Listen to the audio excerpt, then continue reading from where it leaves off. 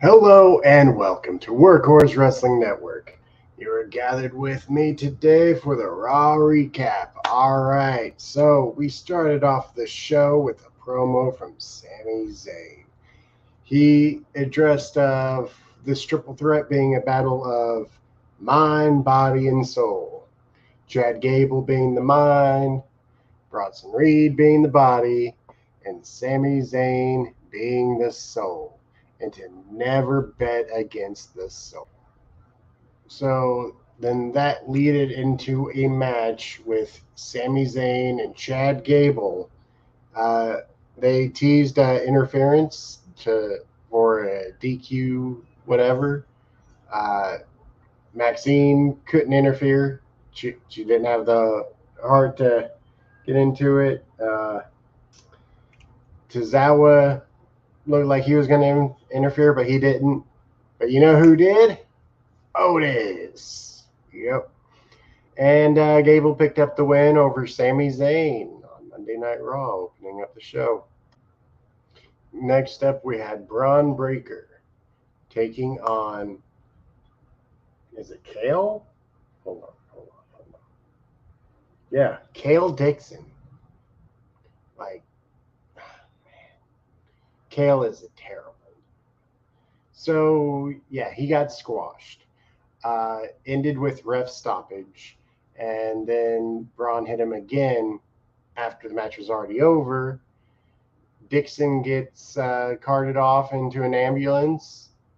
And after the ambulance goes past, Adam Pearce confronts Braun Breaker, and Braun Breaker responds to him of like, "You didn't put me in King of the Ring. You can't control me." And I assume that this will be continuing on for the weeks to come. Backstage, we get a pep talk between Lyra Valkyria and Becky Lynch. Becky Lynch, encouraging her in the match, which she then goes and faces Io Sky for the semifinals of the Queen of the Ring tournament, which Lyra picked up the victory over Io Sky. Didn't have that in my predictions, but it was a solid match. One to see, definitely. Up next, we had Judgment Day getting a title match against Awesome Truth, which personally I noticed that when they were coming out that the Miz's mic seemed to be a lot louder than Truth's. And when doing the entrance, like, definitely need to flip that around and give Truth the louder mic. I'm just saying. Braun Strowman makes his way down to the ring during the match, attacks Judgment Day, and leads to JD getting pinned by Truth. Backstage, we had Braun Breaker attacking Ricochet while Ricochet was talking to Ilya Dragunov about Dragunov getting the victory over him a couple weeks ago. We had the return of Sonya Deville. We had Judgment Day backstage talking with Carlito about him attacking Cruz del Toro at the beginning of the show. Oh, forgot to bring that up.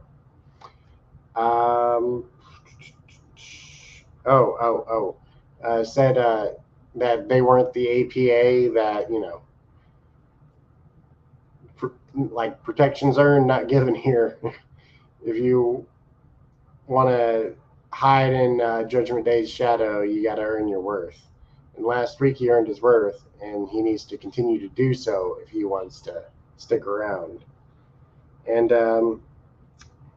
Gunther cut a promo before the show started that we saw.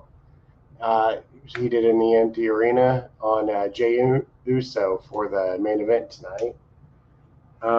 We had Becky Lynch giving a promo next, which Liv Morgan interrupted, and they had an exchange of words.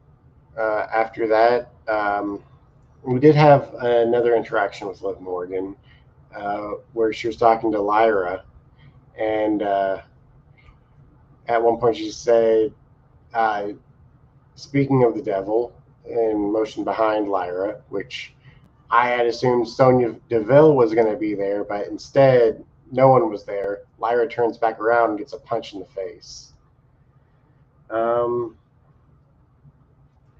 Bronson Reed approached Sami Zayn, and after that, Sami Zayn had some words with Otis.